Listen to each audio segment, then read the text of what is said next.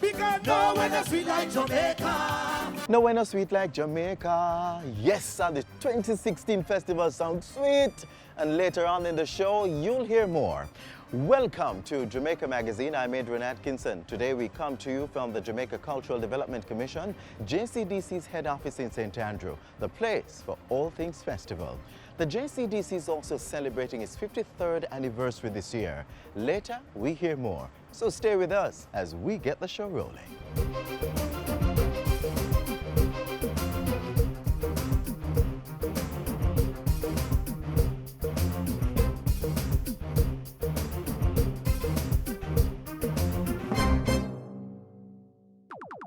All the people then when I want Zig V, hold up your hand. Zig V in the Caribbean territory, but we now want that virus take set pan we. So make sure send us stagnant water inside and mash up all mosquito breed inside. More hole in the tin them where you dash way and change the water in your vase every day. No litter, dispose of your garbage proper. You know them the thing that we turn drain blacker. Tour your community and tour your yard for suppress mosquito. We have figure hard dash we all tire turn over drum pan for prevention is the greatest weapon. And special shout out to pregnant ladies. Protect yourselves and protect your babies. Draw for your zapper and your mosquito spray. If you do all that we can to keep them away. For we know what's in me.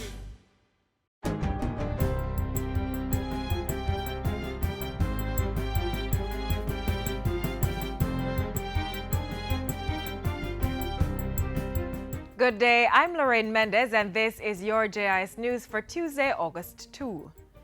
Jamaicans, particularly those living on the southern end of the island, are being urged to exercise caution as Tropical Storm Earl moves across the island. It's expected that parts of Kingston, St. Andrew, St. Anne, Clarendon, Manchester and St. Elizabeth will receive the bulk of the heavy rains, thunderstorms and gusty winds. We are encouraging everyone to be ready to evacuate. If you live in low-lying or flood-prone areas, decide on likely evacuation routes now. Avoid flooded waterways, that is, fording, gullies, streams, or rivers, either on foot or in vehicles. Information Minister Senator Ruel Reid was speaking during a press conference at Jamaica House Monday. In response to the system, Prime Minister Andrew Holness has authorized the activation of the National Emergency Operations Center. The Office of Disaster Preparedness and Emergency Management, ODPEM, will coordinate the national response. Meanwhile, all emergency response teams have also been activated. They include the Jamaica Defense and Constabulary Forces, Parish Disaster Committees, Jamaica Fire Brigade, the National Solid Waste Management Authority, and the National Water Commission. 24 hospitals, meanwhile, have discharged patients who can be discharged, and health centers have secured medication in preparation.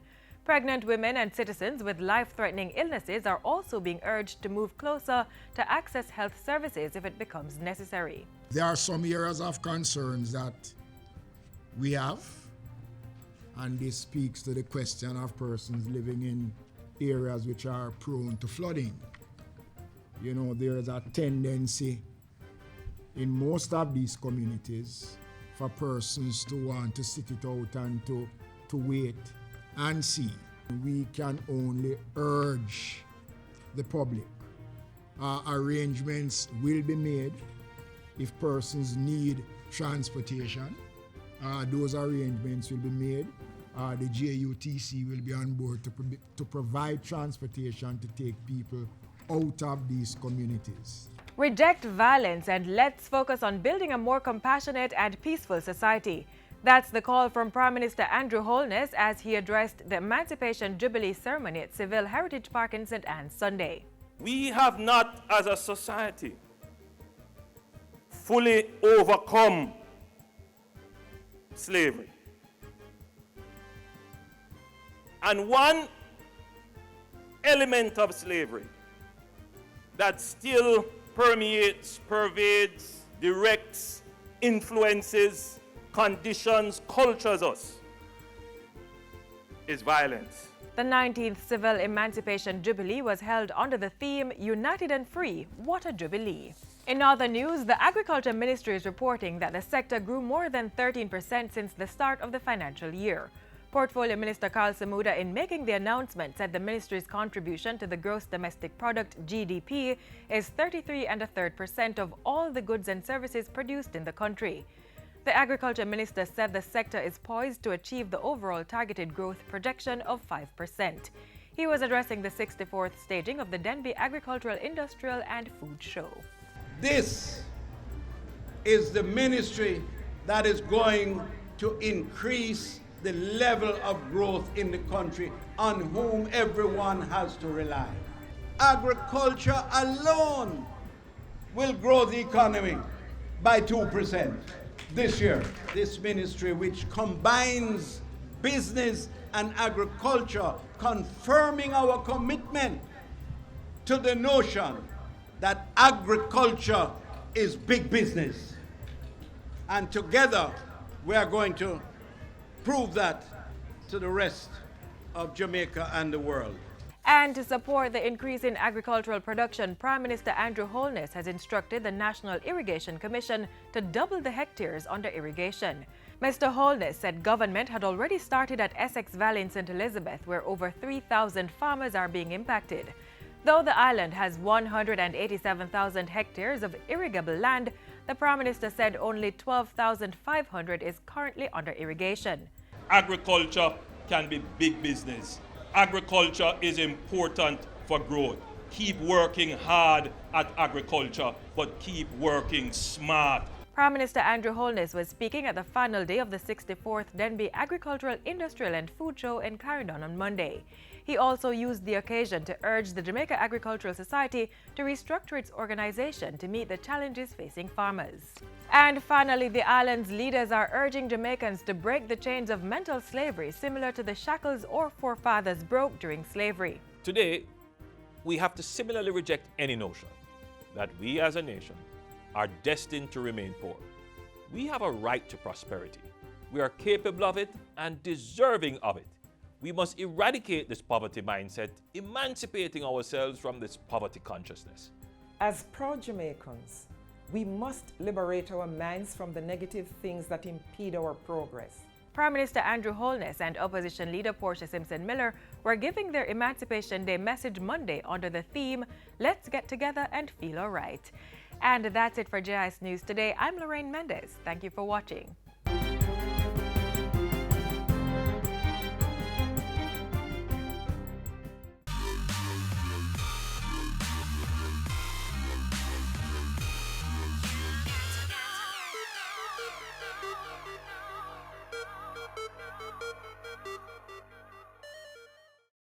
Even as we get festive, the affairs of the country must go on, and Prime Minister Andrew Holness and his team at the OPM were kept busy last week. Here are some of the happenings in today's Jamaica House Weekly.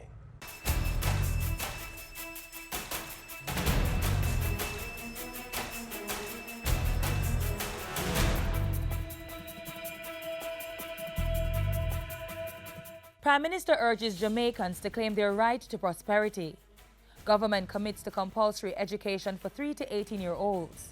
And I have always been and will continue to be an advocate for equality amongst the sexes. thank you for joining us on Jamaica House Weekly. I'm Carrie Ann Smith. We must never entertain any notion that the kind of economic results which have been achieved by high-performing countries are beyond us. They are not. Prime Minister Andrew Holness calling on Jamaicans to use Emancipation Day as a fuel for their quest for prosperity. There was also a call to build stronger family units. Our fathers must be responsible, caring and loving, providing sterling examples of good character to their children. Our mothers must be examples of selflessness and honor, modeling dignity and grace to their children. A wholesome family life is indispensable to nationhood. Let us, in practical tribute to those who fought so hard to end slavery, honor their memory by building strong families.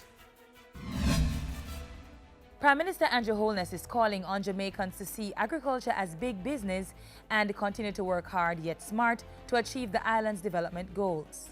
We are going to have to incorporate new technologies.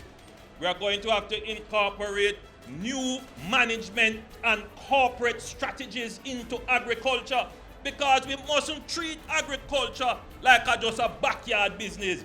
Agriculture is big business. Prime Minister Holness was speaking at the final day of the 64th Annual Dembe Agricultural, Industrial and Food Show. And as part of activities to kick off the Emancipation Independence celebrations, Prime Minister Holness read the first lesson at Sunday's church service. He was also in attendance at the Emancipation Jubilee at Civil Heritage Park in St. Anne's Sunday. We have not, as a society, fully overcome slavery. And one element of slavery that still permeates, pervades, directs, influences, conditions, cultures us is violence. Prime Minister Andrew Holness says the state will be pursuing measures to protect Jamaica's fishing industry. Among them, activities to safeguard the island's fishing territory and its waters from poaching, which robs the country of $10 million annually. The government, therefore, has to make an investment in the security of our economic zone. When people think of Jamaica, they think of the landmass that is Jamaica. But the economic space that is under Jamaican jurisdiction is 25 times the size of our landmass. And I would be willing to wager that there is significant economic value within that economic zone, which we have not tapped fully. The Prime Minister was speaking to reporters following a tour of Rainforest Seafoods facility on Wednesday. Earlier in the week, the Prime Minister made good on his promise to help Venezuela as it grapples with food, fuel and material shortages. On Monday, Cabinet approved a reactivation of the trade compensation mechanism under the Petrocaribe Agreement by up to $4 million. The agreement allows for Jamaica to repay Venezuela for its oil by way of goods and services. As a result, Jamaica will be providing Venezuela support primarily with medicine, food and fertilizer. Education was a main area of focus for the Prime Minister last week. As he addressed the opening ceremony of the Jamaica National I-Lead Summit on Monday, Prime Minister Holness committed his government to compulsory education for all children 3 to 18 years old. It is a little bit more advanced in saying that everyone must be in school, but it is saying that everyone should, first of all, be known to the state, registered in an officially recognized educational institution, meet a certain standard of educational attainment, and have exposure to a well-rounded curriculum. In Parliament Tuesday, the Prime Minister backed up his commitment with news that the state was looking to make the right to secondary education explicit in law. I have directed the Minister of Education, Youth and Information, who is here with us in the well, to examine the existing legislation with a view to making it illegal for any child to be denied a right to secondary education. Mr. Holness also pledged continued support for the removal of auxiliary fees and increased funding for high schools. And with this increase in funding, Prime Minister Holness said all public schools will be subject to increased monitoring and surveillance, as well as audits from the Auditor General. Back at Jamaica House, Prime Minister Holness hosted Wednesday's launch of the He for She campaign. The UN-funded initiative calls on men and boys to help women and girls to achieve gender equality and end violence against women and girls. Prime Minister Holness used the launch to announce government's plans to start a national campaign against violence. The truth is that the high levels of crime that we face in Jamaica, a large part of that is generated by domestic violence that oftentimes end up in murders. And that's how we close Jamaica House Weekly. Join us next time for more of the news coming out of the office of the Prime Minister.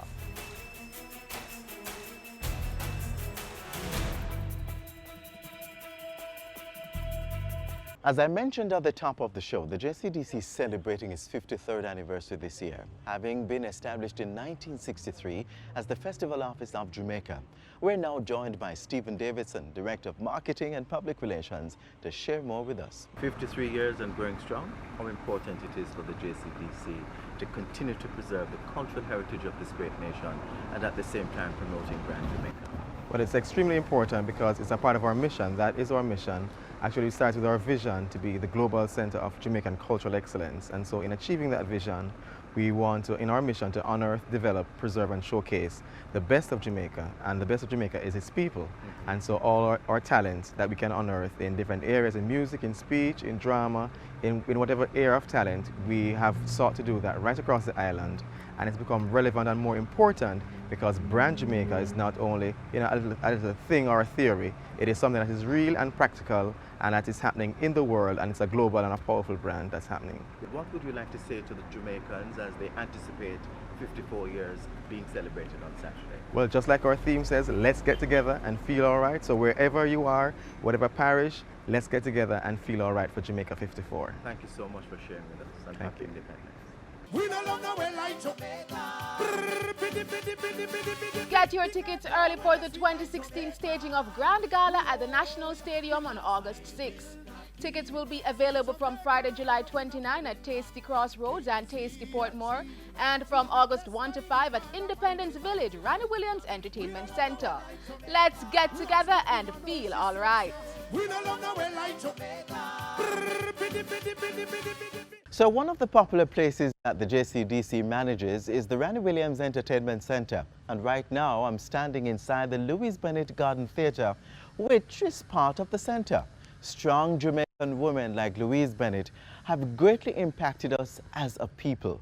But long before Miss Lou, we had trailblazers who fought for our freedom, like our only national heroine, Nanny of the Maroons. Nanny was our most famous female Maroon. And indeed, her story has to be told largely in the context of the importance of Maroon history to Jamaican history.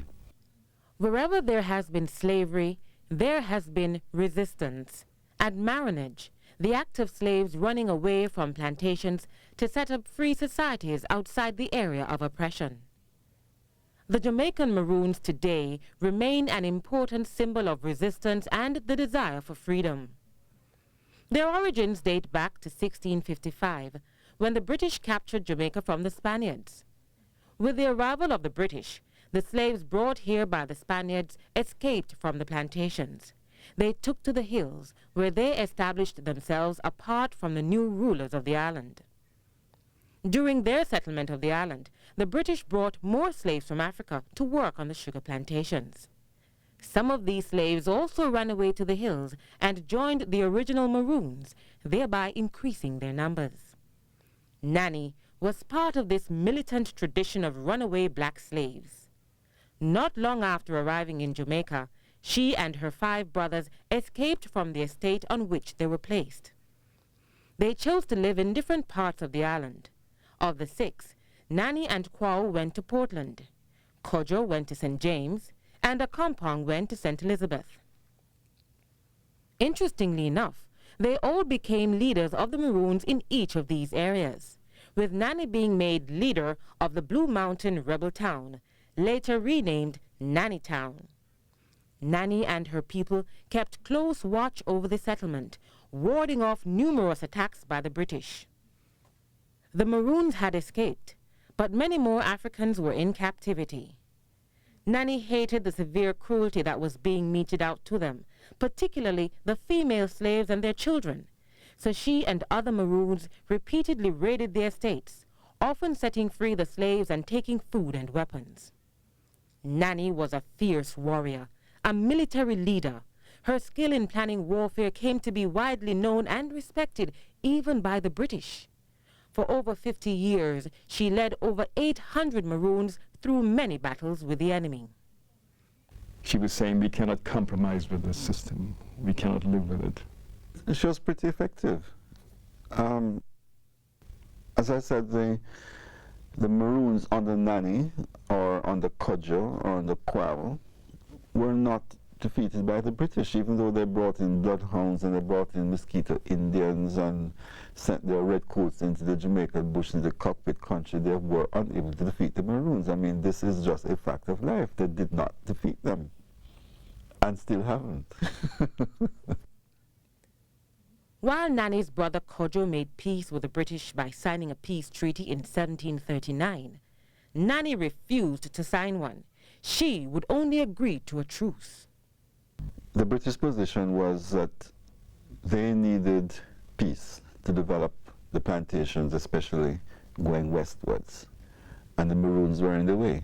I raised a treaty to the Maroons which gave the Maroons some land, gave the Maroons some amount of civil autonomy. In fact, an alternative legal system, except for things like murder and so on. And also asking the Maroons to assist the British to track down other runaway slaves or to restore them, at least not to take any more.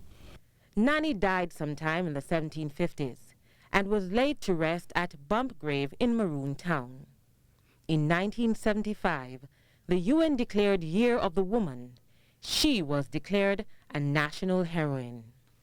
I think it's a stand she took against a situation which she considered to be untenable. And she was sort of remote, you know. She's up there in the mountains and the hills. Hardly anybody in officialdom saw her. She was a remote figure, shadowy almost, but it was the determined stand that she took that I think has made her important to us as a people. While history records stories of other women who fought the British as fiercely as Nanny did, there is no other more outstanding, more revered than Nanny of the Maroons. Today's Jamaican woman does not have to wage the wars that Nanny did, but there are important lessons to be learned from her experiences which we now know about. I think she deserves that place anyway, and that the Maroons needed to be represented in our pantheon of heroes, and she is as good a choice as any. Women are absolutely capable, and there's actually no reason to think that a good woman can't do a good man's job.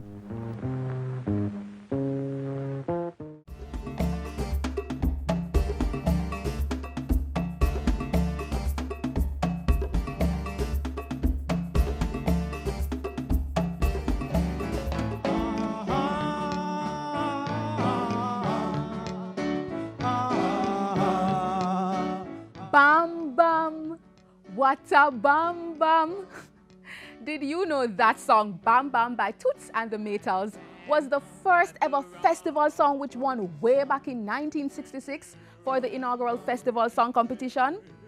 50 years later, the competition not only celebrates a golden anniversary, but also the fact that the talent's still strong. In this week's Festival Corner, we look at the 2016 Jamaica Festival Song Competition Grand Final. Let's meet those who made it to the top 10. Thanks and praises, we are still alive. Though the road was rocky and the hills were steep, still we survive. We put the faith and trust in the Father.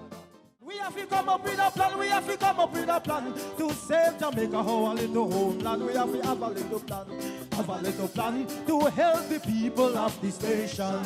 Put up your brain if you love Jamaica. Yeah. No matter what I want, me not live here. I say me not live here. No. We want everybody to turn it up, turn up the let the music take control of everyone. When man and woman come together in this island, relieve the stress and make the best of the festival. We no want to no undertaker. Where? Somebody pass book with the pen and paper, make me write book. My little rock Jamaica. We big up the farmer, they cook the baker. Where? My little rock Jamaica. Come catch you one love jamboree. Rock your body cause you feel irate. And if you want prosperity, we got to work it. Running with the heart in there. One love jamboree. Rock your body cause you feel irate. And how much I love to see Jamaica living in unity. Okay, quick intermission break.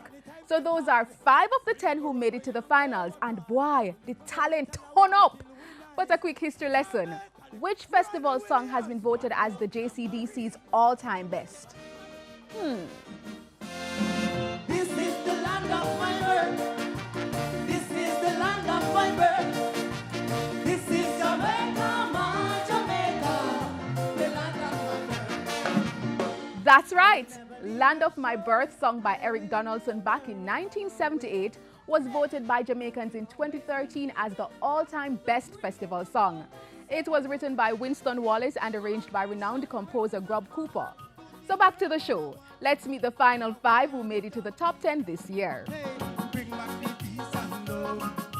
Bring back the peace and love. We say we're living in a paradise land, so bring back the peace and love. The world crisis, why food prices getting so high? In order to exist, come and quit love this while I Rastafari. Oh yeah, oh yeah, oh yeah, oh yeah. Hey, we don't love no way like Jamaica. Because no one is sweet like Jamaica. Oh yeah, because I will not leave sweet Jamaica, end up in a foreign land. Things we achieve should be blessed by the Father, mighty, mighty, mighty. And love is the thing that Jamaica needs. Move all the hurt and forget the greed. When we're together, love is all we need. Only love, only love, only love, only love, yeah. Everybody wants a piece. Una by one piece release. Everything about us, near and far, them gravitate. Ronnie, what would say? Play me, Jamaica. Whoa, whoa, whoa, whoa, whoa, whoa, play me, Jamaica. Whoa, whoa, whoa. Play Me Jamaica. So, who actually won? Drum roll! Actually, before we get to the winner, let's congratulate the veteran duo Mentatones for their 3rd place entry, Bring Back the Peace and Love. 2nd place went to high school teacher Reneve Fletcher with her entry, Turn Up the Music, which also copped the Voters Award for the most online votes. And the 2016 festival song winner, who was also awarded Best Performer and Writer, is... Scott! Yes, O'Neil Nazaman Scott's Nowhere Like Jamaica is your 2016 festival song. Let's sing along as we close the curtains on this week's JCDC Festival Corner. We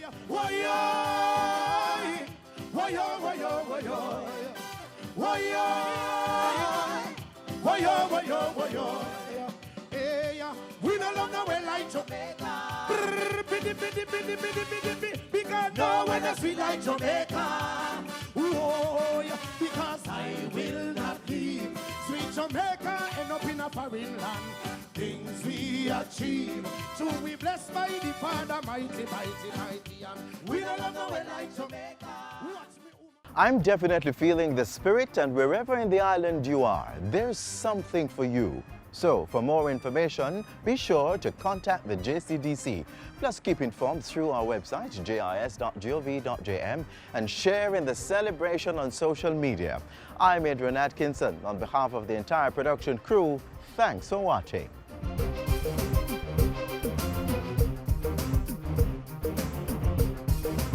This has been a production of the Jamaica Information Service, the voice of Jamaica.